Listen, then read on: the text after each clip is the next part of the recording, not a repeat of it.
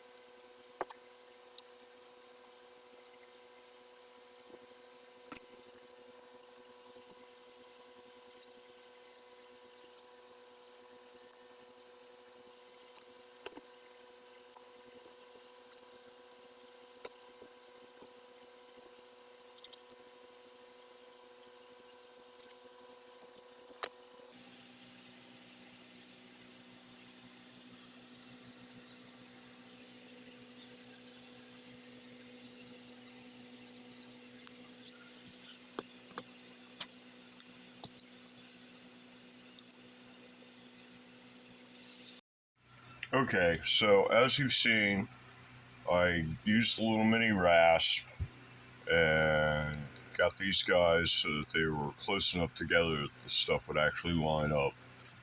And got it all bolted together, and it had enough wiggle room this way in order to get the center line of the neck straight with the center line of the body there. Yeah, there's your center line running right along there. So yeah, that shows that everything's good as far as like this joint goes.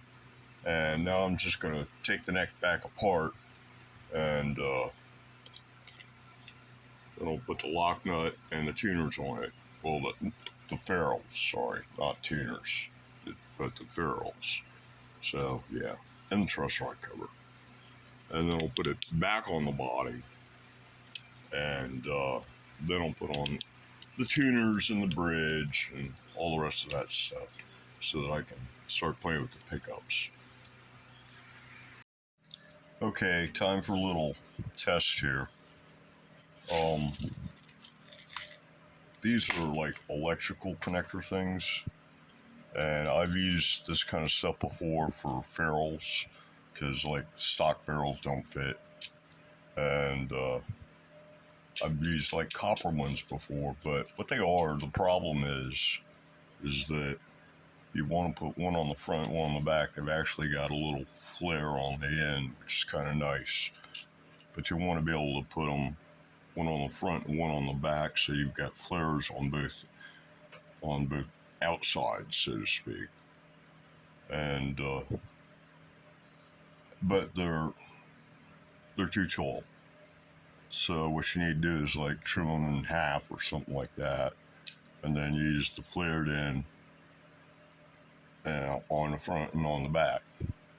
But the question is in the past I've tried Dremel and aviation shears and stuff to cut these, and the test here is how hard it is to get them open again after you snip them like that. And this is what I did with the copper ones on the whatever guitar that was, guitar 16 maybe. Get it up here in the camera, in frame.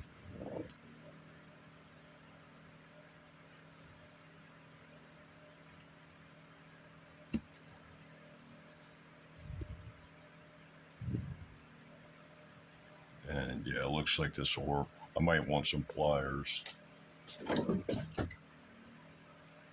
Pliers.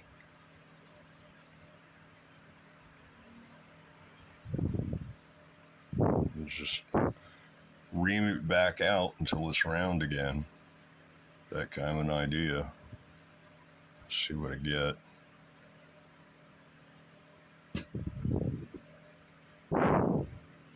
smush it. Yeah, it looks okay. And yeah, it looks round enough at the bottom. That'll go in the hole. And there's a little flare. So yeah, that works cool. So I made one. I need to make 11 more. So I was testing these out, and it turns out they're only about a millimeter too long. So I can put 6 full-size ones in the front, and then I only have to modify 6, cut them down like half length for the back, and that saves a little work.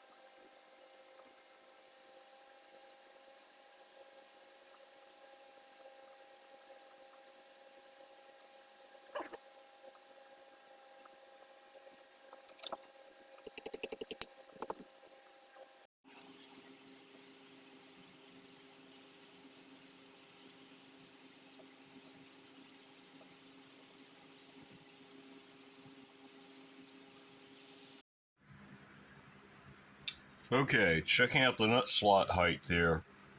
Put the nut up against the back of the fingerboard and get your fret pulling guard, which is thin enough to actually get down into the groove of the nut.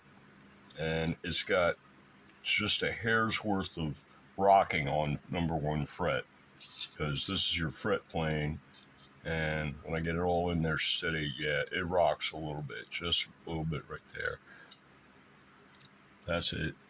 Just that little bit of rock, so it's a little too low. And since it's just a little bit of rocking, I think I'm going to try like 1/2 mil brass to start. Okay, I cut a little 1/2 mil thick brass shim right quick here, just for test purposes. And it's barely okay on the treble side, number 1 string, and it's still like almost a millimeter low on the bass side. So the nut shelf is sloped towards the bass down a little bit. So I'm going to end up probably with like 1 mil on the treble side and probably like 2 mil on the bass side. And I'll test that out.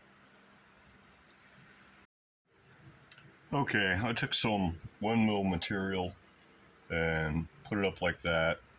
So I get 2 mil on the bass side and 1 mil on the treble.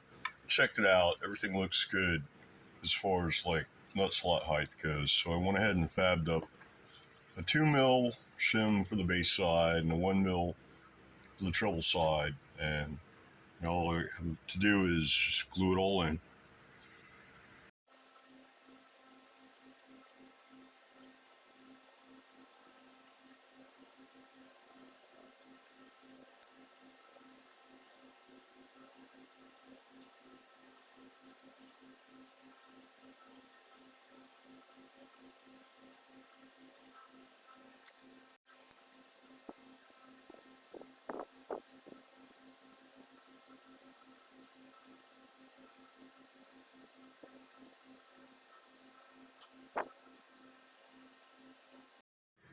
Yeah, that's a classic luthier trick there, using a black Sharpie to color something black right quick. I first saw that on a 69 Fender Villager 12 string. If you ever look up the 12 string channel, the 12 string build on my old channel, that was the first guitar I ever bought for myself. And I paid an extra $50 to have the guy mount a single coil in a ring, in a single coil humbucker ring with popsicle sticks holding it into the sound hole of the acoustic 12 string, and then it just had a wire coming out and a jack on the wire. And I was like, don't worry about the cosmetics, don't worry about installing the jack. It's cool just hanging out like that, as long as it, tape it out of the way and it won't touch the strings. And that was my electrified 12 string acoustic. And he used the Sharpie trick in order to color the popsicle sticks black on the front so that you couldn't notice them in the sound hole, which I didn't actually discover until I took apart, a couple of years later or whatever. But yeah, the Sharpie, the black Sharpie trick, perfect example. This 2mm stuff, when you cut it, it tends to leave a white edge on the side. So yeah, it works really good.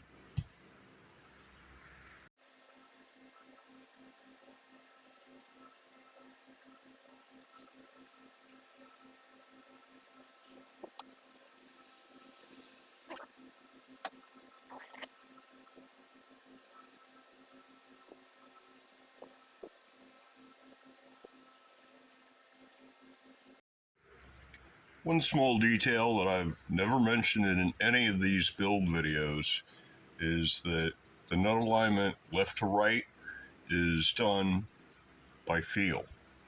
You just slap it up there in position, get it at the right angle, and then you use your fingers and feel how much is sticking out here and how much is sticking out there until it just feels right. Slide it back and forth, and then the glue sets up and you're done. But yeah, there's no marks, no measuring, no is this 43 millimeters, none of that stuff. You just slap it on there and put it and wiggle a little bit until it feels right. You can check, like, your spacing to the edge on your slots is a good double check. But yeah, it's done by feel, not by center line or anything. Okay, string through ferrules, front and back, lock nut, and the neck screw inserts, and the neck is ready for test assembly. So, moving on to the body here, the very first thing it's going to need is it's going to need to be routed back here for the tuners, because the tuners are 10 mil thick or 15 mil thick, and this is 20, something like that. Yeah, I think it might be 15 and 20. So it's going to need like a little groove routed through there about 5 mil deep.